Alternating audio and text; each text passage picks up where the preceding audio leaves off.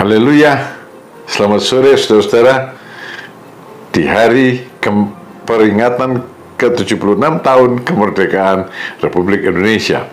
Hari ini saya ingin membaca dari Roma pasal 6 ayat yang ke-18 dan 19, berbunyi begini. Kamu telah dimerdekakan dari dosa dan menjadi hamba kebenaran.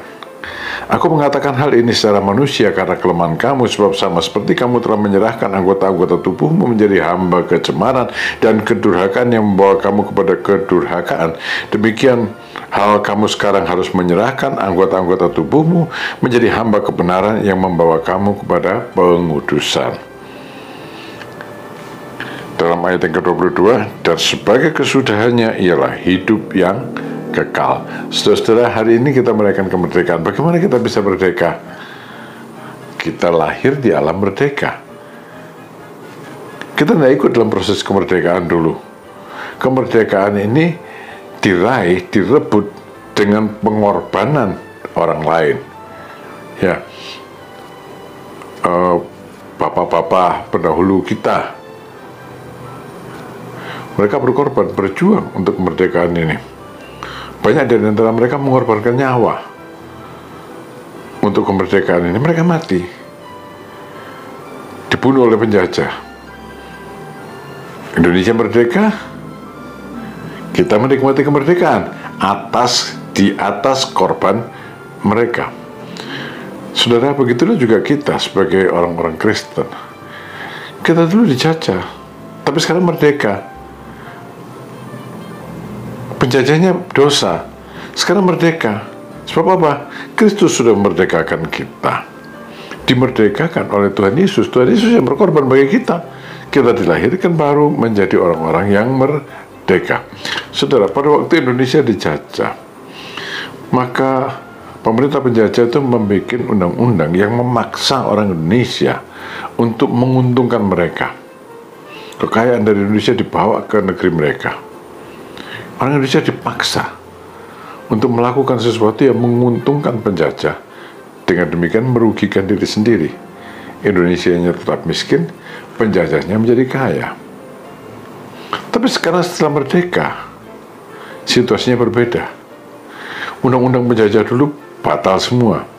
Lalu bagaimana? Apakah kita hidup tanpa undang-undang bebas merdeka? Tidak, saudara. Ada undang-undang yang dibikin oleh bangsa kita yang kalau kita taati dengan baik akan membawa Indonesia ini menjadi tertib dan makmur, hidup sesuai dengan undang-undang, bekerja sesuai dengan undang-undang, dan akan menghasilkan ketertiban dan kemakmuran bagi Indonesia.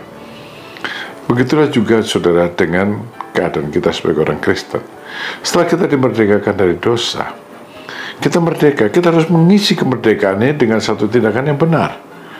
Ya, dulu tunduk kepada hukum dosa, undang-undang dosa yang merugikan, yang menghancurkan kita. Tapi sekarang, setelah dimerdekakan dengan korban dari Tuhan Yesus Kristus, maka kita mengisi kemerdekaan ini dengan hukum yang baru.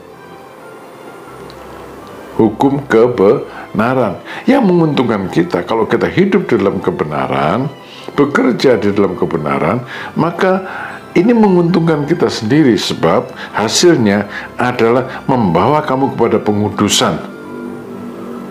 Tidak lagi durhaka dan najis, hidup kudus.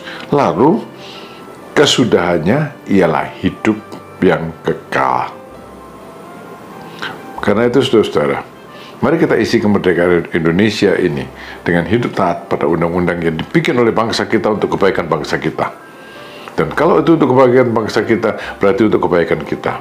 Tapi sebagai orang-orang percaya, mari juga kita hidup sebagai orang merdeka terhadap hukum dosa. Tunduk kepada undang-undang yang baru, undang-undang kebenaran. Hidup dalam kebenaran, bekerja dalam kebenaran untuk membawa kemakmuran bagi kehidupan rohani kita. Hidup dalam kebenaran membawa kita kepada kehidupan yang kekal di dalam Tuhan Yesus Kristus. Amin. Tuhan memberkati saudara.